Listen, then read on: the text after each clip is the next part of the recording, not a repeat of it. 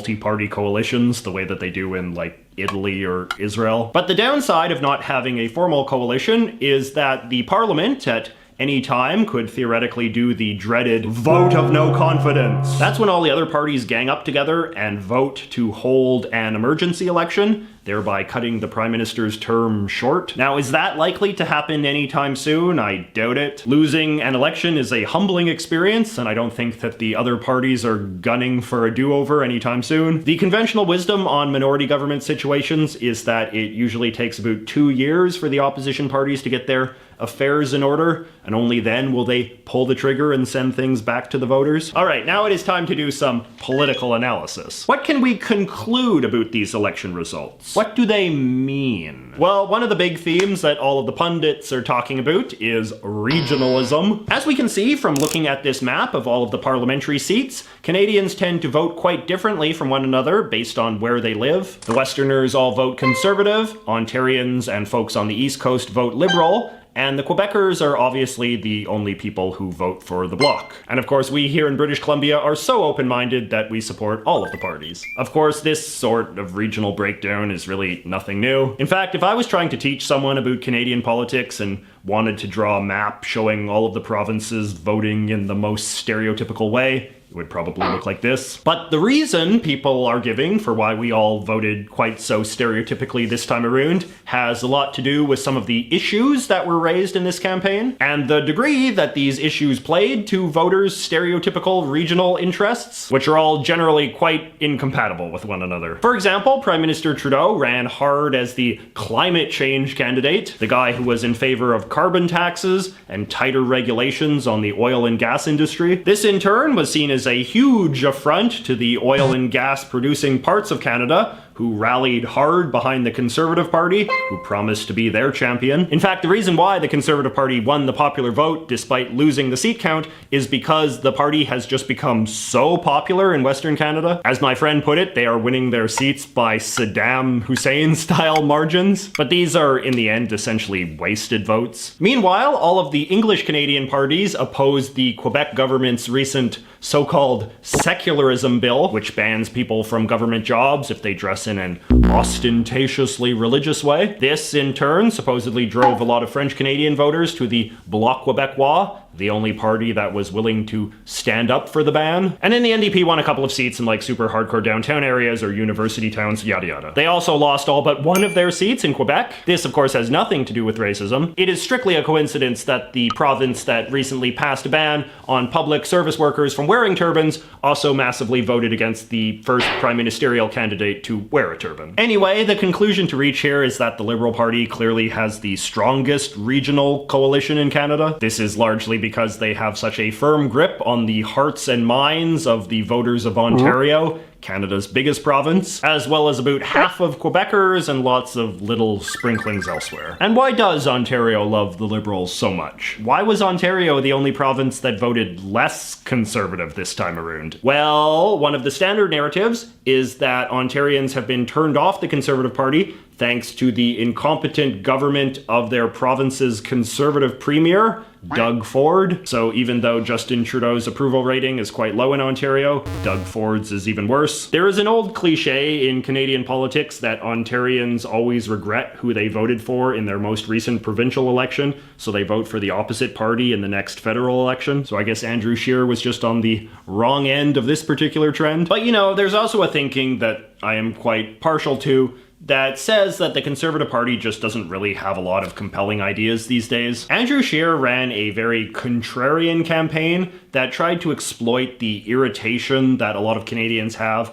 for the hypocrisy and general obnoxiousness of Justin Trudeau. Mr. Trudeau, you are a phony and you are a fraud and you do not deserve to govern this country. But he didn't really offer a clear sense of what the Conservatives would do differently. The Conservatives were happy to be known as the defenders of the Canadian oil industry, and they offered some modest tax relief. But it was never super clear really what they stood for beyond that. I mean, in contrast, you can easily say that the Liberals are the party of bold action on climate change, which they clearly take very seriously. They're also the party of gun control, higher immigration, abortion rights, the LGBT movement, and greater compassion for the Aboriginal Canadians. You can debate whether or not these are good or bad causes, but there's no denying that they are things that the Liberal Party is very proud to support and happy to talk about. So yeah, figuring out how to be a compelling, confident conservative is going to be a challenge for the party over the next little while. And will Andrew Scheer be the man to lead them through it? Or is he going to be forced to step down by the angry base of his party, who are furious he couldn't beat Trudeau? For now, Scheer says he is willing to hang on and is looking forward to fighting a rematch with Trudeau at the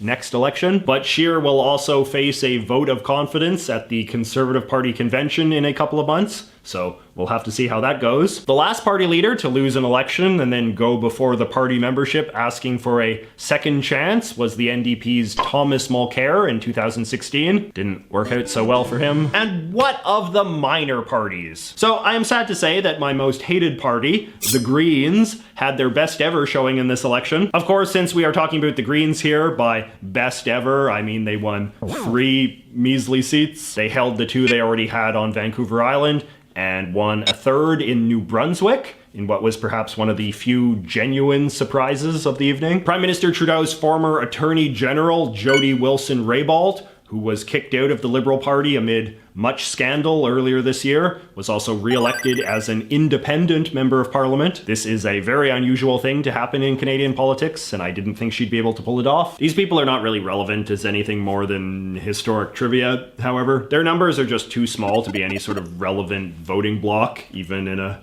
minority government situation. But they can at least take pride in the fact that they still did better than Maxime Bernier. Yes, Maxime Bernier, head of the People's Party, the party that all the people on 4chan were like, oh, don't believe the polls, they're gonna make a huge breakthrough, it's gonna be a big phenomenon, it's gonna change everything. Yeah, they won 1% of the vote. Maxime Bernier himself wound up losing his own parliamentary seat, defeated by a conservative, so I guess that's the end of him. There was a kind of late in the campaign scandal in which it was revealed that the Conservative Party had invested a lot of time and money in trying to seek and destroy the People's Party, which in retrospect looks like complete overkill. The People's Party wasn't even that relevant as a vote splitter. Assuming 100% of People's Party voters would have voted Conservative under normal circumstances, we can say that there were maybe like 6 or 7 seats that they cost the Conservative Party due to them playing a spoiler in really tight races. One of these, incidentally, was the riding of my friend Nicholas, who you might remember from an earlier video. Nick lost this district to the Liberal Party candidate by a margin of only 339 votes,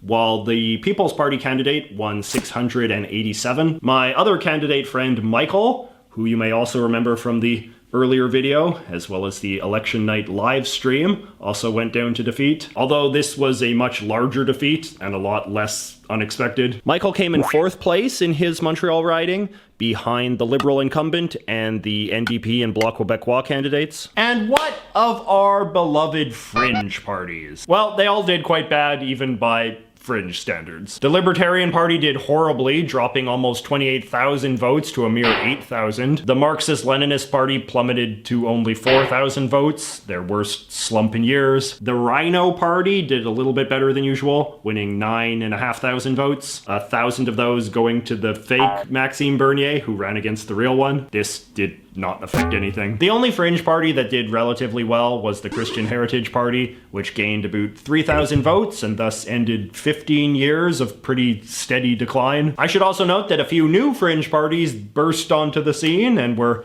relatively competitive with the fringe establishment. The Animal Protection Party, for instance, won 4,000 votes, which was better than the Communists. Something called the Quebec Independence Party, which is apparently a hardcore breakaway faction of the Bloc Québécois, got close to 4,000 votes as well. But the breakout star was the Veterans Coalition Party of Canada. It got 6,000 votes, jumping from 0 to 4th place in the Fringe Olympics in just one election. Canada has about 600,000 veterans, so I guess they captured about 1% of their demographic. So that was the 2019 Canadian general election. Hopefully you've enjoyed these last 2 months of non-stop election coverage. Hopefully I've deepened your understanding of Canadian politics at least a little bit. Personally, I've gotten a bit sick of Canadian politics, so think I'm going to take a break from this topic for a while. Please let me know in the comments if you have any other ideas you'd like to see me tackle. If you've enjoyed this video, please give it a like, click that little bell buddy, and don't forget to subscribe. I will see you all next week.